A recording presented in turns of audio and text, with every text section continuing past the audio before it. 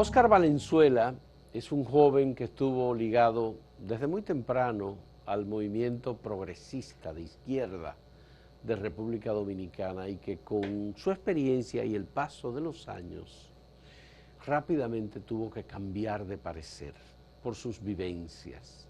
Estuvo cerca de Joaquín Balaguer, fue de los jóvenes que se incorporaron al Partido Reformista, se vinculó igual con jefes militares temidos, muy temidos por la sociedad dominicana, y lo hemos invitado y está aquí con nosotros para conversar de esa experiencia de vida importante, valiosísima. Ha sido testigo de sucesos desconocidos y excepcionales en la historia contemporánea de República Dominicana. Todo el mundo lo conoce a él como un reformista que militó, que hizo vida pública, al lado, sobre todo, siguiendo al doctor Joaquín Balaguer, con quien conversó en numerosas ocasiones. Le agradecemos a Óscar Valenzuela que haya aceptado esta conversación con nosotros, porque de algún modo, de este modo que vamos construyendo, tal vez la otra historia, como tituló Fran Moya Pons uno de sus libros. Muchas gracias, Óscar, por aceptar este diálogo. ¿Cómo tú te incorporas, que tú dices, tú te vinculas con la izquierda, con el movimiento progresista, luego de la caída de la dictadura de Trujillo? Tú eres un joven muy jovencito. Sí, señor. ¿Y cómo es que tú te vinculas con la izquierda? Bueno, primeramente darte las gracias por la invitación. Sí. De verdad que le doy seguimiento a tu programa y son muy interesantes. Y creo que tú estás creando una memoria histórica extraordinaria que tarde o temprano va a impactar en la sociedad dominicana. Ay, porque muchas gracias. De verdad que es un trabajo extraordinario lo que tú estás Bien, haciendo. muchas gracias. Dime lo de, Bueno, tú conociste a Homero Hernández, tú conociste a Mauri Germán Ariz, a Otto Morales. a Otto Morales, Sí. Efres, tú lo conociste Y también. no lo conocí como así, de que me conocían a mí, pero yo los veía y yo hablaba con ellos. Yo Ya, hablé con ellos. ya. Sí, yo conocí, yo me formé, me crié. Cuando yo vine de San Juan de la Maguana, yo me mudé en Ciudad Nueva, en la José Abreu García. Sí.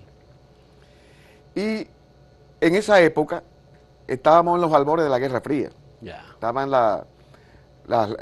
los muchachos viajando a Cuba a entrenarse, a adoctrinarse en el marxismo y entrenarse en guerra de guerrilla. Muchachos jóvenes sin mucha de 15, 20, 16, 17 años, muchachos Sí. sin mucha madurez. Y eso era una cosa normal en esa época, uno saber que fulano fue. ¿De qué año estamos hablando? 1963. 63, es el año de la guerrilla de Manolo. Sí, entonces Y del golpe de Estado a Juan Bosch. yo lo viví eso, yo lo viví. También. Lo recuerdo perfectamente y recuerdo lo de Manolo, porque Manolo lo mataron el día de mi cumpleaños. El día de tu cumpleaños. El 21 de murió Manolo. diciembre. Ya. Entonces eso me barajó la fiesta, porque Manolo era un líder de la juventud. De la juventud. Sí. Del movimiento revolucionario 14 de junio. Exacto, sí. Entonces, pues yo me crié en ese ambiente en la lucha contra el triunvirato, la revolución de abril, que la viví entera en Ciudad Nueva. Los 12 años de Balaguer, Ya. que yo lo veía desde otra óptica a como lo veían nosotros. A Balaguer.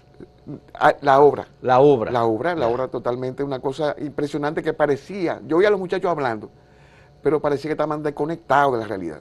Ya. Porque Balaguer hizo una obra tremenda. Ya. Pero no, de Balaguer vamos a hablar en un momento.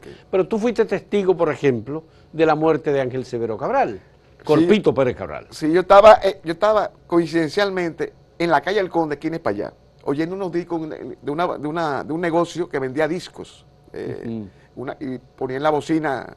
Era el centro comercial de la ciudad de Santo Domingo. Exacto. Frente a la Curacao. Entonces veo una turba que viene subiendo la España y dobla la Noel. Yo veo ese grupete de gente corriendo y he pensado que andan detrás de algún ladrón, algún tipo, y lo seguí. Pero noto que lo que estamos es dando la vuelta a la manzana, como buscando a una persona que está escondida en una casa de la cuadra. Cuando llego a la Padre Villini, frente a la casa de Severo Cabral, yo veo el camión, el Mercedes-Benz volteado boca abajo con las gomas para arriba, y a los vecinos del lugar quejándose de la forma tan fuerte, tan despiadada, que la turba estaba acosando a la familia de Severo Cabral. Yo no sabía ni quién era Severo Cabral, porque yo era muchacho.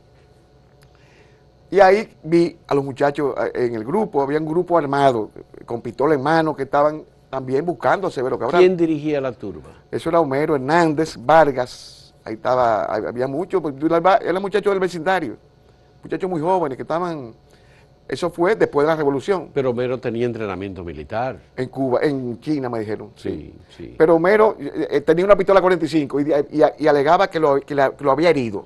Que él había herido a Severo Cabral. Ángel Severo Cabral. Él está herido. Decía Homero. Eso yo lo vi ahí, o sea, eso fue de ahí a ahí. Entonces, yo no sabía ni quién era Severo Cabral, pero estaba ahí. Y de pronto se arma un corredero en la calle Palo Hincado hacia el Cine Olimpia, hacia como el Parque Independencia, y yo arranqué para allá. Y me paro en la puerta principal del Cine Olimpia. Muchachos, había una ambulancia y un contingente policial de los que estaban destacados ahí a donde hoy está el Ministerio de Cultura. Cultura. Que ahí fue que se instaló la policía después de la guerra. El antiguo local del Partido Dominicano. Exactamente. Entonces al lado del Parque Eugenio María de Hostos. Exacto. Entonces el contingente estaba dirigido por Jorge Geraldo Marte Hernández, porque yo lo conocía de la Revolución, pues yo viví la Revolución también ahí adentro. Y veo que sacan a Severo Cabral en una camilla de una tienda que estaba al lado del cine. Me pasó por el lado ahí. Él era un hombre de estrado en edad, con la tez oscura, el pelo canoso. Sí. Entonces a mí, y estaba vestido con una chacabana blanca y unos pantalones de mis rayas, sucio de sangre, estaba herido. Y ya atado a la camilla. Y veo a las 3 niñas, a dos niñas y a una mujer llorando, porque estaban en un estado aterrorizada por el acoso de la turba. El acto y además el acoso, sí, por supuesto. Sí, entonces, en el momento en que lo van entrando a la camilla, la turba hace un esfuerzo, como se va acercando a la ambulancia. Cuando tú hablas de la turba, ¿de cuántas personas? No, ahí habían 400, 500 personas. Era una cosa que le daba la vuelta a la manzana. Yo no sé de dónde salieron. Tratando de matar, de linchar a Ángel Severo Cabral. Yo creo que la mayoría de esa gente no sabían quién andaba buscando. Lo que estaba buscando era una persona. Ellos venían de un meeting que había en el Parque Independencia, de un sindicato. Había otro grupo que sí conocía a Severo Cabral y lo vinculaba mucho a la muerte de Manolo Tavares, cosa que no fue cierta. Y entonces, yo veo que cuando sacan a Severo Cabral, lo meten en la camilla, en la ambulancia con su familia. Jorge Geraldo Marte Hernández lanza 2 tiros hacia el aire, eso fue al lado de mí, para evitar que la turba se abalanzara sobre la ambulancia. La ambulancia arrancó a toda velocidad con la puerta semiabierta. Yo vi la puerta semiabierta, yo recuerdo perfectamente. Yo recuerdo hasta como Severo Cabral estaba en media, en la camilla. Yo lo vi desde arriba abajo, porque me pasó por el lado. Entonces, cuando arrancó la ambulancia, la gente le cayó atrás y me tapó la vista. Pero sí oí 2 disparos. 2 disparos después que arrancó la ambulancia. Sí, después que como a los 2 o 3 segundos. Sí. 2, 3, 4, 5 segundos, algo así.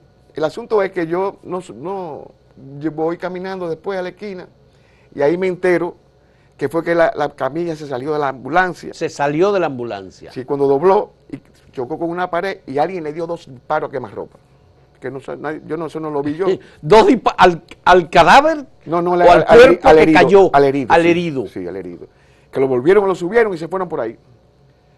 Entonces al otro día me entero de que Severo Cabral había muerto.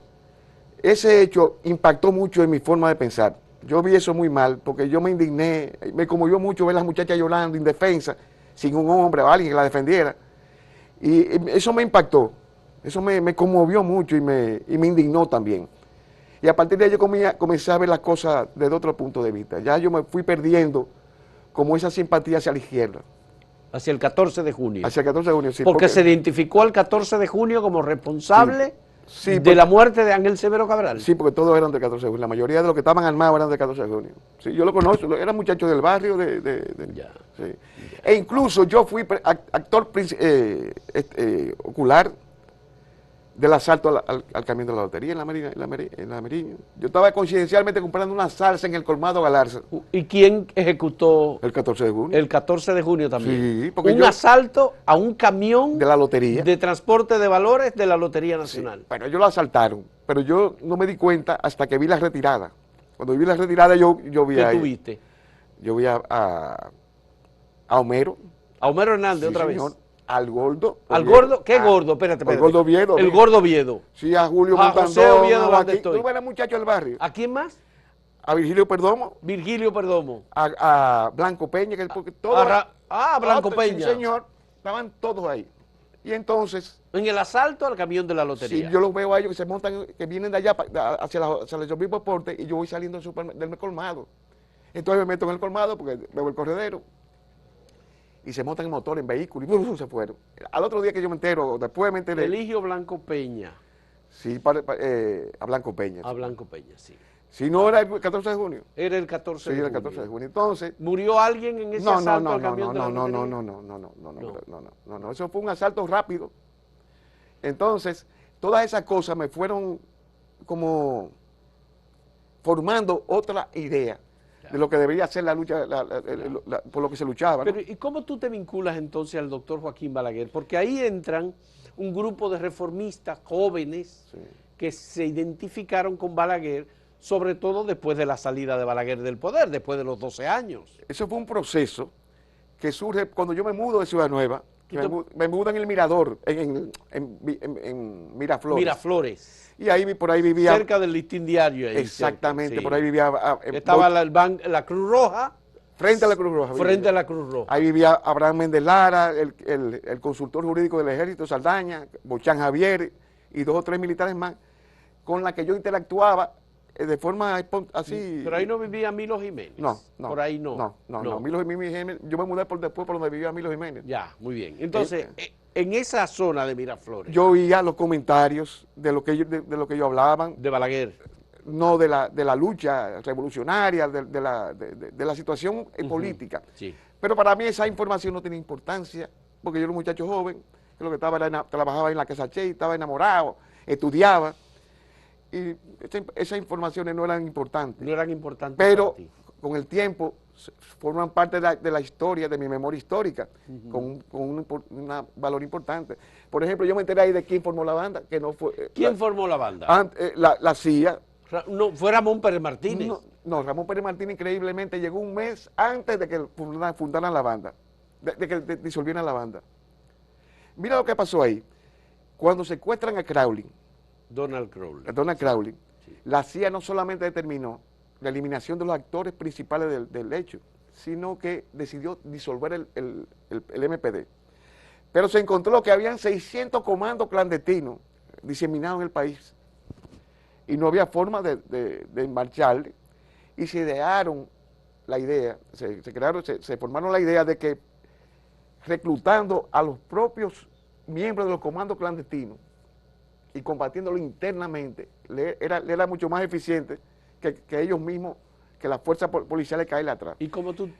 Eso me lo dijo mi general Abraham Méndez Lara. ¿Te lo dijo Abraham sí, Méndez lo oí, Lara? Yo lo oí hablando eso. ¿O él? Sí, lo dijo eso. Abraham Méndez Lara, sí, eso no fue, que fue un acto de la CIA. Sí, me dijo que después del secuestro de Crowley. Me dijo que Pérez no tuvo nada que ver, que Pérez lo que pasó fue que sabía que eso era la CIA y no intervenía ni permitía que la policía interviniera. Yo tuve un rebú con la banda personal, porque yo daba clases de basquetbol en el Citibank. Y yo saqué a 2 muchachos que estaban interrumpiéndome la práctica. Y busqué a los 2 policías, los 2 guardias de la Fuerza Aérea que estaban custodiando el banco para que lo sacaran. Y uno de ellos era de la banda y me andaban buscando. Y yo pensaba que era mentira. Digo, pero ¿qué tengo yo que ver con política?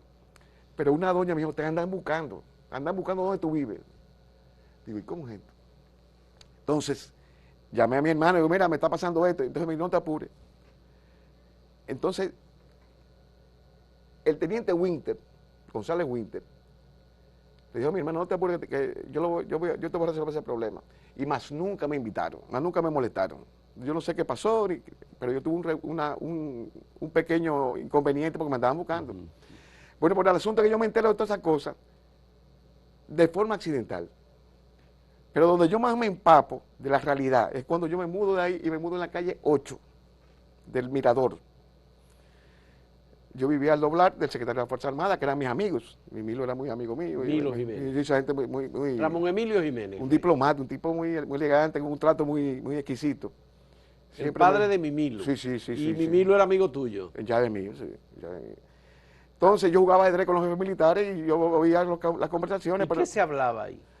Bueno, muchísimas cosas que para mí en ese momento no tenía importancia. Por ejemplo, esos actos, porque a Pérez y Pérez se le atribuye haber organizado la banda y haber ejecutado un plan de asesinato de la izquierda. Amin Abel, Otto Morales. Mira lo que me dijo mi general Pérez y Pérez Miami. Ese día yo me sorprendí porque él no es dado a hablar. Pero como yo caminé 2 o 3 veces con él en la Churchill, él andaba solo, tipo con un valor tremendo, un valor personal tremendo. Y él me dijo, desde el año 1962, la CIA y el MAC dirigían los planes estratégicos de contrainsurgencia para combatir la expansión del comunismo hacia el hemisferio occidental. Y cuando a mí me nombran secretario de la Fuerza Armada en el gobierno de García Godoy el 12 de febrero, que sustituyó a Rivera Caminero, es que yo entiendo, quedo encargado de la contrainsurgencia, de los planes de contrainsurgencia. Pérez. Sí, de la contrainsurgencia. Y mi deber era combatir el comunismo, porque yo no iba a permitir que mis oficiales lo fusilaran como en la cabaña en Cuba. En Cuba. Había una firme decisión de las Fuerzas Armadas de combatir el comunismo. Porque fuimos formados así, después de la era de Trujillo. Y era mi deber enfrentar el comunismo. Eso te dijo Pérez y Pérez. Sí. Y óyeme, Pérez era un militar muy bien formado, muy disciplinado. Pero a él se le atribuye tener un cementerio. Bueno, yo te voy a explicar. Él era el jefe de la contrainsurgencia. Él era el jefe de la contrainsurgencia. Y él me dijo, nosotros cumplimos órdenes y damos órdenes. Yo sé, porque él me lo insinuó, que el MAC trazaba la política que tenía que ver con las Fuerzas Armadas, con el equipamiento, modernización de las Fuerzas Armadas, y que la CIA era la que manejaba, tomaba las decisiones más importantes políticas, en el sentido de... Tenía una lista de personas a las que había que matar. Bueno, yo no sé si la tenía, yo sé que la CIA determinaba a quién desaparecían, porque todo el que desapareció aquí, te voy a explicar un dato, todo lo que desaparecieron, se desapareció fulano, porque eran considerados por la CIA agentes del Servicio Secreto Extranjero, al servicio de Cuba. Eran espías, eso lo sé yo, porque no recuerdo dónde lo oí, pero lo oí a ese nivel. O sea, la CIA dejaba claro que si una persona era espía, lo desaparecía. A otros lo mataban. Había una orden de matar, por ejemplo, a los que secuestraron a Crowley, eso sí yo sabía. Eso sí, había una orden. Sí, había una orden, de eliminarlo donde quiera. Los que ejecutaron el secuestro de Donald J. Crowley. Y se salvaron, no sé cómo, otros más. Por ejemplo, ¿quiénes se salvaron? Moisés Blanco se salvó. Moisés Blanco Genao. Pero dicen que Moisés fue una persona que siempre estuvo cerca de los organismos de inteligencia. Bueno, eso no te lo puedo confirmar. Porque ¿Fafa Tavera se salvó? Bueno, pero Fafa también, a Fafa lo agarraron preso antes. Yo no sé, en Santiago creo que lo agarraron preso. Porque también hubo un caso, y eso, ¿tú sabes quién me lo dijo a mí? Caonabo Reynoso Rosario. Ay, Dios mío. Porque yo, Caonabo Reynoso Rosario. Oye, qué coincidencia, yo tenía un palco. ¿Tú fuiste amigo de Caonabo? Pues yo tenía un palco al lado del Escogido, y él era liceísta.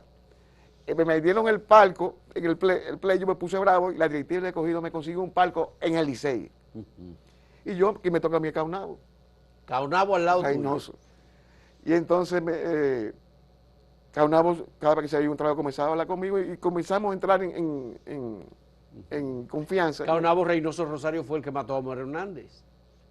Bueno, no recuerdo. No, Elsa Peña, la esposa de Homero, que estuvo aquí con nosotros hace poco, relató que después de que lo ametrallaron, Caonabo tomó su pistola, era el que comandaba el equipo, y le pegó un tiro en la cabeza. Caonabo no era fácil. Caonabo no era fácil, porque yo tuve un inconveniente con un coronel retirado. Y Caonabo me dijo, déjame yo resolverte ese problema, porque ese tipo no es fácil. Y Caonabo, hicimos una buena amistad. Y me contó muchísimas cosas. Me contó muchas cosas Me dijo, mira, es que no era fácil. Los grupos de izquierda desataron una ola de robos, asaltos a bancos, secuestro de diplomáticos, secuestro de aviones, eliminando policías y militares para desarmarlos, asaltando billeteros, y degradaron la lucha revolucionaria. Y nosotros tenemos que actuar como fuerza de orden público para garantizarle la seguridad a la ciudadanía. Entonces yo tenía mis dudas, ¿no? Y siempre, pero yo dejaba que hablara, porque no iba a entrar en contradicción. Y así pude recabar muchas informaciones de los acontecimientos, de muchos acontecimientos. De muchos acontecimientos, sí, evidentemente. Sí. Vamos a hacer una primera pausa en este diálogo con Oscar Valenzuela. Vamos a hablar a continuación de la relación de Oscar y de los diálogos de Oscar con Joaquín Balaguer, a quien admiró siempre, y a quien Balaguer le concedió la confianza de diálogos bastante interesante que poca gente habló con el doctor. Volvemos en un momento.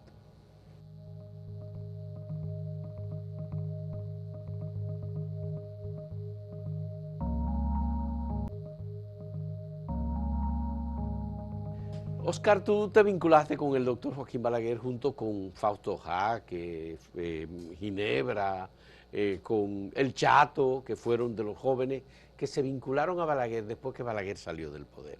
¿Cómo fue ese proceso y cómo surgió la amistad tuya con Balaguer y esos diálogos? Cuéntanos. Yo una noche me reuní con Juan Luis Seliman y me dijo que me iba a presentar a Arístides Fernández, que era el presidente de la Juventud Reformista. Sí. Porque yo estaba muy disgustado con el gobierno de Jorge Blanco. Entonces, el Chato me llevó donde Balaguer. Ah, fue el Chato. Sí, me llevó y me presentó al presidente Balaguer. Y después yo entablé, con el tiempo, al poco tiempo yo entablé muy buenas relaciones y muy estrechas relaciones con la hermana de Balaguer, que me quería muchísimo. ¿Con cuál de ellas? Emma. Con Emma. Doña Emma, ella me distinguió siempre y me trató con mucho cariño. Entonces, eso me fue acercando a Balaguer. Y nosotros como jóvenes, que éramos voceros, íbamos a la televisión a defender al gobierno, a promover la candidatura de Balaguer en el año 84, 85, 86, pues teníamos el acceso a él, que estaba fuera del poder, y conversábamos, le preguntábamos muchísimas cosas. Le preguntábamos cómo responder a algunas preguntas que no podíamos nosotros responder porque no teníamos las informaciones. Sí. Entonces, que él les ayudara a dar respuesta a ustedes. Exacto. Entonces él me habló, nosotros le hablamos, por ejemplo, cada vez que nos preguntan de los muertos, los incontrolables, nosotros no tenemos ¿Cómo responder? Ya. Entonces él me dijo, la gente no entiende que en la Guerra Fría habían fuerzas incontrolables. Los grupos de izquierda eran dirigidos desde Cuba, cumpliendo lineamientos del Departamento de América, para América, y por olas, que trazaban las estrategias a los grupos de izquierda dominicanos. Esa era la Organización Latinoamericana de Solidaridad. Exacto. Que Amaury Germán Aristi era su vicepresidente. Exactamente, sí. Exactamente, sí. Entonces me dijo, desde antes de yo llegar al poder, esos grupos desataron una ola de terrorismo durante el gobierno de García Godoy y declararon o proclamaron que yo había ganado por un fraude, un supuesto fraude. Y nosotros no ganamos por un fraude, nosotros ganamos las elecciones con un 53% sin fraude. Y el objetivo de esa política de acusarnos de fraude, de llegar al poder vía fraude, era porque esos grupos necesitaban continuar la lucha armada revolucionaria que habían comenzado cuando García Godoy, pero al llegar a un gobierno legalmente constituido, ya no tenían argumentos con que no, pero la lucha armada aquí comenzó el 24 de abril y luego vino la intervención militar y hubo una guerra civil. La lucha armada clandestina. Ah, bueno, la lucha armada bueno, luego del 65, sí, luego del pacto, del acuerdo, esa guerra de manera silenciosa continuó. Exactamente. Porque a Camaño trataron de matarlo. Sí, sí, sí. Y a Camaño lo deportaron. Y a otros jefes constitucionalistas también lo deportaron. Pero eso fue en ocasión del acontecimiento del Matún. Sí. Que no solamente los nombraron agregados militares. Porque Sí, pero fue un pacto con el gobierno de Héctor García Godoy. De Héctor García Godoy. Y ellos tuvieron que sacarlo a Camaño bajo protección. Claro. Porque había planes, incluso en el trayecto de Santo Domingo al aeropuerto de asesinar a Camaño. Sí, porque había un sector de la Fuerza Armada Exactamente. que estaba decididamente a eliminar a Camaño. Incluso el acontecimiento del Matún, García Godoy, hay un dato que tú no sabes, García Godoy amenazó con renunciar si no paraban ese combate. Ese plan, él llamó a Bunker, porque Bunker fue que recomendó a Rivera Caminero, y Rivera Caminero no respondía a las órdenes de alto al fuego que él dio. Pero bien, cuéntame lo de Joaquín Balaguer y esos diálogos. Entonces, bueno, yo recuerdo uno muy bueno, que yo le digo un día, presidente, mire, sus declaraciones están saliendo en la sexta, séptima página, sin embargo la de Magluta están en primera plana. Hay que darle dinero a los periodistas, a los jefes de redacción, porque yo sé que el jefe de campaña de Jacobo le está dando. Y Balaguer se quedó así pensativo.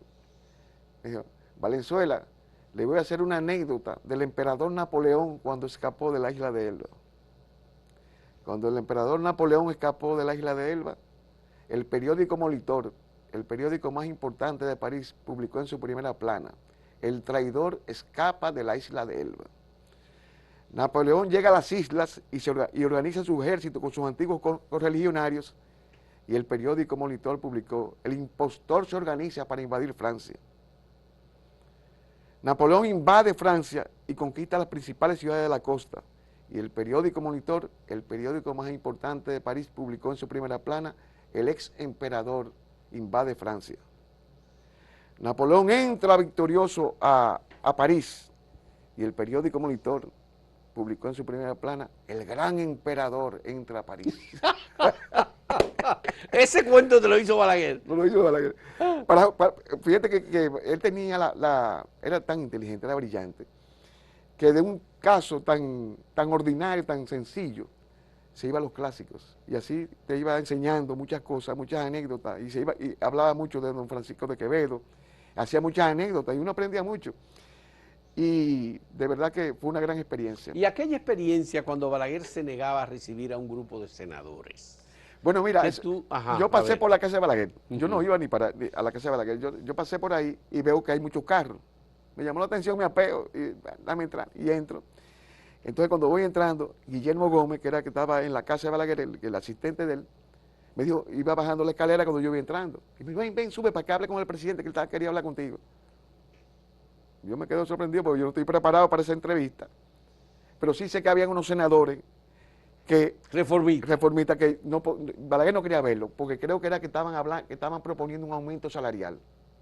Y Balaguer no quería tocar ese tema. Y no los recibió.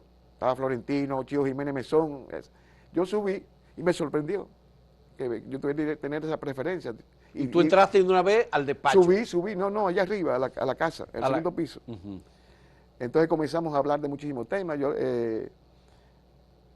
un momento en que yo le decía a Guillermo Gómez que me quería ir, porque ya yo no tenía temas que tratarle a él. Hablamos de los haitianos, hablamos de su posición. Pero tú le hacías preguntas. Sí.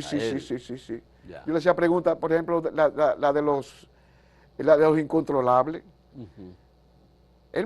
Mira, Balaguer me habló a mí de que los grupos de extrema izquierda fueron que la Unión Soviética, a raíz de la solución de la crisis de 1962, de octubre de 1962, de los misiles nucleares. La crisis de los misiles, sí. Cambió su estrategia para expandir su imperio hacia el hemisferio occidental, y utilizó a Cuba, y aprovechando las grandes simpatías que tenían los jóvenes latinoamericanos por la Revolución Cubana, para infiltrar en las escuelas, liceos, universidades, sindicatos y clubes la doctrina, la propaganda comunista, y que prácticamente eso se había propagado en toda América para crear un ambiente hostil hacia el imperio norteamericano, hacia el sistema capitalista, y que miles de jóvenes se lanzaron a esa aventura, unos en el pragmatismo de la agitación política, de la alteración del orden público, que no tenían tanta importancia como los otros, que eran más aguerridos, que se lanzaron a la lucha armada revolucionaria, se adoctrinaron y se entrenaron militarmente en Cuba y en los países socialistas. El foquismo fue una opción porque Cuba, digamos que los revolucionarios cubanos, el movimiento 26 de julio, conquistó el poder mediante una sublevación de un grupo de jóvenes que vino en el Granma desde México. Sobre todo que en esa época la mayoría de los países latinoamericanos estaban gobernados por dictaduras. Y nosotros acabábamos de salir de una dictadura y nos encontramos de sorpresa con la Revolución Cubana. De ahí es que, por ejemplo, el 14 de junio, de ser una organización antitrujillista formada por profesionales, da un giro de 180 grados y se convierte, cambia su nombre de Movimiento Clandestino 14 de Junio a Movimiento Revolucionario 14 de junio, de tendencia procastrista. Sí, procastrista. Sí, de hecho, en el año 60, ellos siguieron pensando en que se podía subir a las escarpadas montañas de Quiqueya y conquistar el poder. De hecho, el primer contingente se fue en el año 61 a entrenar en Cuba. Bien, bueno, a mí me gustaría entonces saber. Balaguer me explicaba todas esas cosas y me decían, esos jóvenes se lanzaron a la lucha armada y el deber de la Fuerza Armada es mantener el orden. ¿Qué te decía Balaguer de los militares, de Pérez y Pérez y los militares que estaban a su Tú sabes que él en eso era muy discreto. En eso él era muy reservado. Muy reservado, totalmente reservado. Él llegaba un momento en que actuaba con cierta libertad, hablaba cosas que cuando estaba muy contento, vamos a llamarlo. Había días que estaba desplayado y se reía mucho, oía cuentos, escuchaba totalmente. Pero en caso de temas militares era muy discreto, porque manejaba eso con mucha... Ya sabemos lo que él decía de los izquierdistas. Ahora, ¿qué decía él de los ricos del país? Mira, déjame contarte. Él nos dijo, ese sábado que yo me reuní con él, él nos dijo a nosotros que su primera batalla en la transición de 1961 fue convencer a los Trujillo a salir del país. Pero que se encontró mucha resistencia porque había un clan y había una cofradía que no estaba por soltar el poder. Que yo le pregunté que por qué él felicitó a la Fuerza Armada cuando la actividad de la calle Payá. De la calle Payá. Y él me dijo, mi deber era mantener la unidad monolítica de la Fuerza Armada en medio de esas convulsiones para evitar una guerra civil como ocurrió posteriormente en 1965. Sean mis primeras palabras. Yo tenía que felicitar a la Fuerza Armada porque yo solamente contaba con las instituciones armadas y la Policía Nacional para mantener el orden. Y la tercera misión era actuar como un ente de equilibrio y de arbitraje entre los trujillistas y los antitrujillistas durante la transición. Porque los grupos estaban apasionados, había un ambiente casi de guerra civil. ¿Le hiciste alguna pregunta sobre Balaguer, sobre los ricos a Balaguer? Déjame contarte. Pues sí, entonces, por eso. Entonces él me dice, después que yo resuelvo ese problema que salen los Trujillos, entonces tengo que enfrentarme a la oligarquía que estaba enquistada, que era trujillista, era mi adversaria vio bien que yo fuera candidato a la vicepresidencia, porque su candidato era Bonelli. Rafael Filiberto Bonelli. Entonces nunca me vieron con buenos ojos. Cuando cae Trujillo, cuando se va Ramfis, yo recibo a varios empresarios que me vienen con una propuesta para comprar las empresas del Estado, los ingenios y las tierras cañeras. Él le manifestó que esas tierras eran del pueblo, que esas tierras ya no estaban a la venta y que estaban bajo control del Estado Dominicano. Entonces dijo que a partir de ahí fue que se incentivaron los disturbios, las movilizaciones en su contra, las campañas publicitarias, Balaguer, muñequito de papel, que le falta a Balaguer, un oblúmo y un sostén, Navidad sin Balaguer, y que quien financió eso fueron los sectores oligárquicos, los sectores empresariales. En su contra. En su contra, que de una empresa sacaban fundas de dinero, que él se enteró, para los choferes, para que hicieran la huelga de los 11 días. Y que ese sector fue que lo sacó a él del poder, lo obligó a él a salir del poder en 1962. Y que eso, oye bien una cosa para que tú veas, eso fue lo que más acercó a Balaguer a Juan Bosch, porque esos mismos sectores fueron los que posteriormente financiaron el golpe de Estado contra Juan Bosch, las movilizaciones de reafirmación cristiana, el malestar en las Fuerzas Armadas, la campaña de comunista que se hizo en la prensa amarilla en aquella época, acercó a Balaguer a Pero Balaguer y Bosch siempre fueron amigos. Mira, yo te puedo decir, yo una vez di una declaración en contra de Juan Bosch y creo que fue el día más pesado para mí, porque yo estaba en La Vega. Yo no sé, yo fui que le escribí y Juan Bosch se quejó con Balaguer. Y yo recibo una llamada de Aníbal Páez. Me dice, ¿dónde estás? Digo, yo ando por aquí, por Guayguí, por el pueblo. Me dice, ay, pero quédate por ahí por un mes, porque ese hombre estaba bravo contigo. Digo, ¿por qué? Porque te pusiste a hablar de Juan Bosch y Balaguer y Juan Bosch son íntimos amigos. Hablan, ¿para qué tú te pones a hablar de esa vaina? No hable de eso. No hable, no de declaraciones, que ya tú estás en el gobierno, ya tú no tienes que estar hablando tanta pendejada. Y yo dejé de ir, porque yo temía que el presidente me llamara la atención. Entonces, un día, el día menos pensado, me dijo que el profesor Juan Bosch y él eran muy buenos amigos, que fue junto a él, fueron los artífices de mantener la democracia después de la guerra. Después de la guerra. Que hubo un pacto. Tenían un pacto. Sí, en el año 86 hubo un pacto. Y no solamente nos dijo que hubo un pacto en el año 66, sino en el año 62.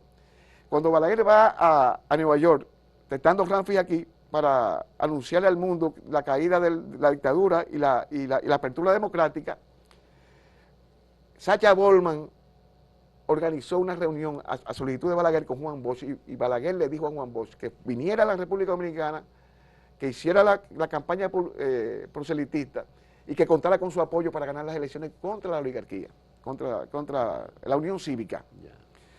Y Bosch vino y Balaguer, la corriente incipiente de balaguerista, concentrada en acción social, apoyó a Juan Bosch y fue quien transmitió la línea de votar en contra de la Unión Cívica y que votaran blanco por el PRD. Por el PRD, sí. Entonces, Balaguer ahí fue un aliado de Bosch. Cuando Bosch lo derrocan, Balaguer desde Nueva York dio unas declaraciones calificando de una traición artera por la espalda a la incipiente democracia dominicana. Así calificó Balaguer el golpe de Estado. El golpe de Estado contra Juan Bosch. Y Balaguer y Juan Bosch conspiraron, uno con el grupo de San Cristóbal y otro con el grupo de Riquillo, para derrocar al triunvirato, al gobierno de facto del triunvirato, desde el exilio. Y cuando llega la crisis cuando llega la crisis bélica de 1965, Thomas Mann se reúne al más alto nivel con Juan Bosch y con Balaguer. Era uno de los funcionarios del Departamento de Estado. Representante del presidente Johnson en la crisis. En la crisis. Lo que pasa es que habían dos comisiones, una aquí ad hoc, negociando con Camaño, detener las hostilidades y buscarle una salida política. Pero a nivel electoral, Thomas Mann hablaba con Juan Bosch y Balaguer. Y con Balaguer. Para que participaran en una elección y buscaran una salida negociada, electoral Bernardo y política. Vega publicó un libro diciendo cómo los americanos instalaron a Joaquín Balaguer en 1966. Pero hay un tema, a mí me gustaría saber, Oscar. Yo sé que tú, inquieto, que te gustan las mujeres, que todo. Tú le preguntaste a Joaquín Balaguer alguna vez, doctor, ¿y por qué usted no se ha casado? No. En las conversaciones con él. No, yo sí oí algo, pero lo dijo a tiro de chance, y porque se rieron, todo el mundo se rió. Y alguien le preguntó algo parecido. Y yo, porque cuando me despierto, me gusta levantarme por el lado que me da la gana. Así respondió Balaguer. Y muerto la risa él y muerto la risa todo el mundo ahí. Porque lo cogimos, porque él tenía. ¿Quiénes estaban ahí en esa? Los muchachos, Ani Felipe, Aura Peralta. Ani Felipe, que estuvo siempre cerca de él. Siempre, muy cerca. Todos esos muchachos estuvieron muy cerca porque él se apoyó mucho en la juventud en esa época. Y tenían acceso. Nosotros íbamos a la caminata. Yo llevé gente a la caminata que se resultaron ser funcionarios mucho más altos que yo después. A Eddie Martínez lo llevé yo a Eddie Martínez. Se lo presenté al presidente Balaguer porque lo conocí en Santiago. Ya. Y lo nombró un cargazo ahí porque Eddie era muy hábil y muy conversador. Y ¿Conociste a Mercedes Solís en ese ambiente? Sí, claro, Mechi. Sí. Claro, Mechi. Mechi era muy importante porque cuando Balaguer se enteraba por Radio 1000 o por alguna información del DNI, de las cosas que ocurrían dentro del contexto de la Guerra Fría. Pasaba algo que a él le molestaba. Ahí era Mechi que había que buscar, a Mechi o a la otra hija de Patricia. No recuerdo, pero yo sí sé que a Mechi debe que buscar. Lucrecia, perdón. Lucrecia Brown. No la conocí. ¿Tú no la conociste? No la conocí. A Mechi sí. Y a Alexis, sí, muy amigo mío. ¿Y a Xiomara Herrera, la conociste? No. Ya. A Juaco lo conocí. Joaquín, sí. Joaquín Ricardo. Pero Balaguer, esa era la gente que iban a bajar porque Balaguer salía rabioso. Y todo eso de que Bello Aníbal Páez, salían corriendo cuando se amanecía, que se enteraba de una noticia desagradable. Eso es cierto, ¿eh? Había que buscar a alguien del entorno, de la intimidad. Porque lo que Doña Emma se veía en ese momento. Sí, la mano derecha. Los ojos de él. Ya. Los ojos de él. Ya. Yo tuve la oportunidad de conversar tanto con Doña Emma, que yo un día le dije, Doña Emma, no me cuenten tanto que me van a matar. Yo llegué a un grado de un acercamiento muy estrecho. Ella fue la madrina de mi boda. Doña Emma fue la madrina de tu boda. Y se desplazó de la capital a Villamella, porque fue una finca lejísima en Villamella. Imagínate tú la confianza que yo tenía con ella. Ya, sí. Bueno, Oscar, vamos a hacer una última pausa en este diálogo sobre esa relación, esa vivencia, ese esfuerzo. Yo creo que me hable del grupo de jóvenes y lo que hacían. Sí, cuando volvamos en un momento, en este diálogo con Oscar Valenzuela.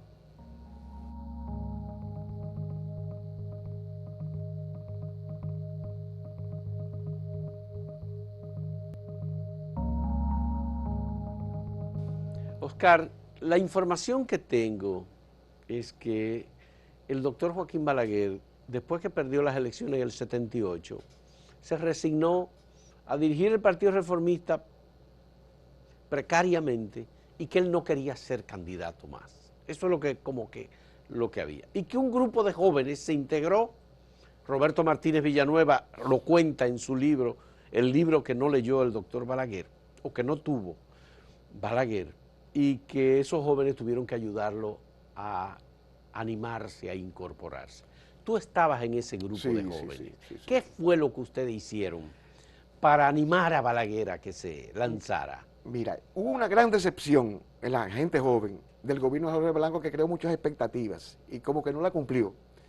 Y le hizo mucho daño la matanza de Abril, y eso comenzó a deteriorar la imagen. Y muchos jóvenes se fueron acercando a nosotros, que ya estábamos en eso, y nosotros íbamos presentándole al presidente Balaguer, presidente, vaya, presidente, y el Partido Reformista se fue fortaleciendo. Y se fueron integrando una serie de empresarios, se fue conformando otra vez aquel Partido Reformista, quizás más poderoso que el primero, porque ahí se incorporaron muchos empresarios aportando, y muchos jóvenes. Entonces Balaguer se basó en esa juventud, y nosotros formamos en la Juventud Reformista, que la dirigía Aristide Fernández. Yo era secretario nacional de organización, pero yo formé el grupo El Punto de Apoyo, que fue el grupo más grande de aquí, que ahí salió Pina Acevedo, diputado. Era ese nivel, un grupo profesional grande, y nosotros realizamos muchas actividades aquí en Santiago, y eso fue lo que llevó a Balaguer al triunfo, esa integración de tantos jóvenes al proceso. ¿Jugó algún papel el hecho de que la casa de Balaguer se convirtiera en un lugar a donde todo el mundo iba a buscar consejos? Bueno, en ese momento no. Después sí. En ese momento la casa de Balaguer era un hervedero, porque Balaguer recibía a 30 y 40 personas diarias. Siendo presidente, cuando él salía de su casa a la casa de sus hermanas, en ese trayecto del patio, él recibía a los que llevaban proyectos. Yo tuve una vez ahí cerca de él en eso, y Balaguer, lo primero cuando tú llevas un proyecto, presidente, mire este proyecto, lo primero que te preguntaba era, ¿en qué beneficia al país ese proyecto? Si tú no le respondías esa pregunta, te podías ir por ahí mismo. Si le respondía la pregunta, entonces te hacía otra pregunta. Explíqueme bien en qué consiste el proyecto. Y tú le explicabas. Y si él notaba que tú tenías conocimiento del tema, digo, ¿y usted tiene alguna preparación, usted tiene alguna experiencia para realizar ese proyecto? Si tú le explicabas eso, entonces el proyecto era tuyo. Él decía, ¿y el presupuesto cuánto asciende? A mí me parece ese presupuesto muy alto. Envíemelo. Llévelo a la oficina fiscalizadora de obras del Estado, y si está bien, le vamos a avisar para que venga a buscar. Eso era cuando él era presidente. Cuando él era presidente. Sí. O sea, y eso siempre fue así. Y yo presencié una vez una conversación con un importante empresario. No sé qué fue lo que le planteó el empresario, pero sí oí la respuesta de Balaguer. porque él fue a buscar la respuesta. Y Balaguer le dijo, señor Bonetti, usted no tiene otro proyecto, algunos 2 o 3 proyectos en que yo pueda apoyarlo, que el gobierno pueda brindarle las facilidades para que usted lo desarrolle sin que afecte el interés nacional. Yo me quedé así, porque yo no estaba supuesto a oír esa cosa, estaba pegado en la fila. Eso fue en la casa del presidente, en la casa de adelante, de la hermana. Ya. O sea, Balaguer era un hombre que tenía una serie de principios, no negociaba con nadie.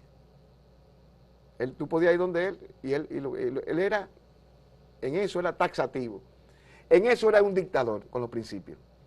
Eso te lo puedo decir, él no fallaba en eso. Y si te decía sí, era sí. Y todo el Estado se movía a resolver eso.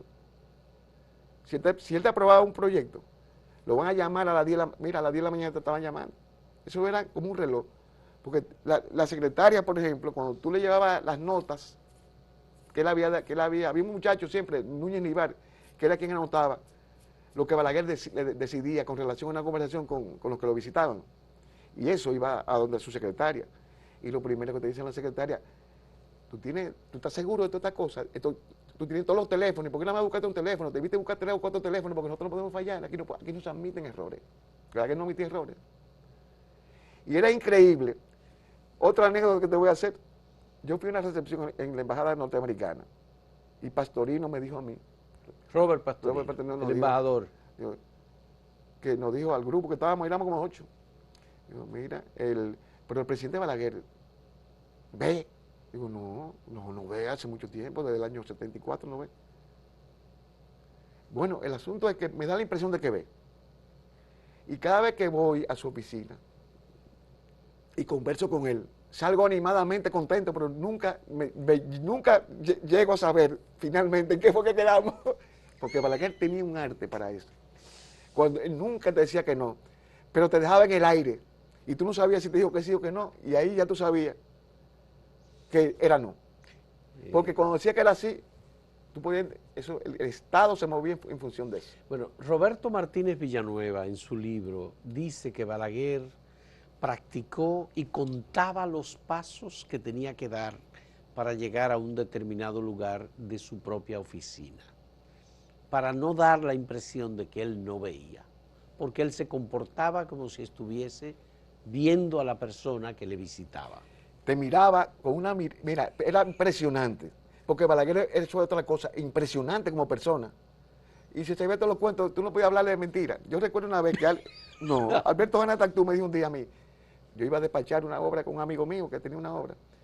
Digo, no le hablen mentira, porque él tiene una memoria que a los 8 meses le saca eso en cara. Háblenle lo menos posible y sean concretos. Porque Balaguer había que ser concreto con él, no perdía tiempo en vez de hablar, con gente que no hablara las cosas concretamente. Y se daba cuenta muy fácilmente si era mentira, si era verdad, porque es que tiene una experiencia acumulada de la época de Trujillo, bregando con esos turpenes. Y entonces venir uno a querer engañar a un tipo, aún estando ciego, era impresionante, porque tenía una memoria de elefante, sí, una memoria extraordinaria. Y te sacaba por tus ancestros. Y te clasificaba inmediatamente. Fausto da para diputado. Fausto es un tipo importante para finanzas. Y cuando él necesitaba un hombre, te buscaba. En uno de esos dos cosas. Sí, él no le importaba. Sí, él no le importaba si tú eras de izquierda, de derecha. De lo que fuera. Sí. No, él era en eso Balaguer era un tipo impresionante. Y yo siempre he defendido su obra de gobierno, porque yo noté una cosa, que había un pueblo que estaba lejos de la realidad. En la Universidad Autónoma de Santo Domingo, para ponerte un ejemplo, ese era un mundo muy diferente al mundo que estaba ocurriendo afuera. Mientras allí había muchas actividades, aquí había unos Juegos Centroamericanos y del Caribe. Mientras allá había movilización, aquí había un Miss Universo. Y yo me daba cuenta que había un contraste entre lo que pensaba uno y lo que pensaba el otro. Y, por ejemplo, 7 días con el pueblo. ¿Tú sabes quién dio el permiso para...? 1974. ¿Tú sabes quién dio el permiso para...? ¿Quién lo dio? Balaguer. ¿Y tú sabes quién gestionó eso? Brenes con Atuey. Cholo Brenes. Atuey de Castro. Con Atuey, ¿Tú sabes qué lo dijo Balaguer a Atuey? ¿Qué le dijo Balaguer? Yo le voy a dar el permiso, pero si me rompo una butaca, usted me la va a tener que pagar. Y a Tuey de Camps. Balaguer le puso a ese grupo a su disposición el salón de embajadores del aeropuerto para que entraran los artistas. No lo usaron. Le propuso el hospedaje en los hoteles del Estado y no lo usaron tampoco. Ellos llevaron sus artistas a otro lado porque no querían como verse comprometidos. Pero Balaguer le ofreció todas las facilidades y lo único que le pidió fue que no le rompieran las butacas, que no hicieran desorden ni eso. Balaguer en el fondo se manejó. A Balaguer le encantaba eso. ¿Tú sabes lo que le encantaba a Balaguer? Lo que le encantó a Balaguer, la Serie Mundial de Béisbol de 1969-67, que ganó Cuba a los Estados Unidos. Porque ese play, porque Balaguer era muy especial, él hacía eso porque sabía lo que venía. Balaguer era un calculador tremendo. Él sabía que ahí se iba a armar una gran manifestación de apoyo a Cuba contra los Estados Unidos, y eso lo hizo Balaguer. Sí, a sabiendas de eso. Balaguer, tengo entendido que tenía personas que enviaba como emisarios a Cuba. A raíz de esa Serie Mundial, porque quien llama a Fidel Castro para que dejara, porque fue la primera vez que un equipo cubano salió de Cuba después del 61 a una actividad internacional, fue aquí. Sí. Balaguer llamó 2 veces a Fidel y convenció a Fidel de que lo enviara al equipo. Y después lo felicitó. Y a partir de ahí tenían una relación estrecha, porque había un grupo de empresarios dominicanos que tenían un negocio informal, un pequeño negocio informal de llevar mercancía y vender a Cuba. Sí.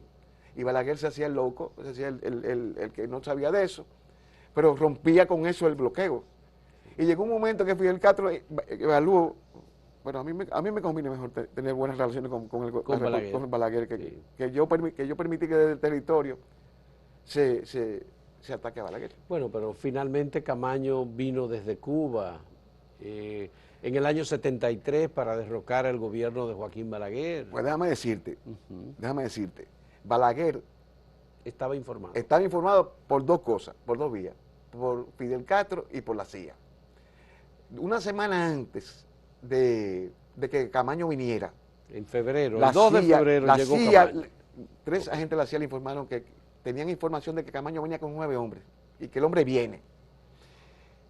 Y Balaguer ya lo sabía, porque quien se lo había dicho, Balaguer le dijo, Fidel Castro Balaguer le dijo, quíteme ese clavo del zapato a Fidel. Le dijo. Porque Fidel le dijo, ese hombre quiere ir para allá, pero nosotros no, porque hubieron 2 cosas que pidieron que ¿Y cómo tú sabes eso? Perdón, hubo 2 cosas, sí, que pasaron. ¿Cuáles fueron? Mira, la primera fue que hubo una crisis en la Unión Soviética por los gastos extraordinarios que hubo en la inversión en la carrera nuclear, en la expansión imperialista y en la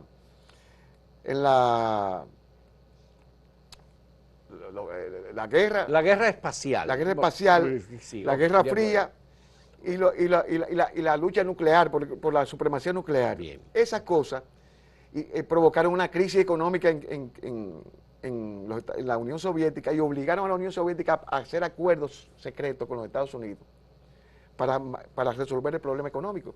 Y ahí es que hay la apertura, que entra Marlboro, entre las firmas, las grandes firmas comerciales allá a la Unión Soviética. Y la Unión Soviética, dentro de los acuerdos que hubo, fue uno de no agresión. Y por eso suspendió la ayuda a los grupos de izquierda, a los movimientos de liberación nacional, y redujo las subvenciones a los países de su órbita.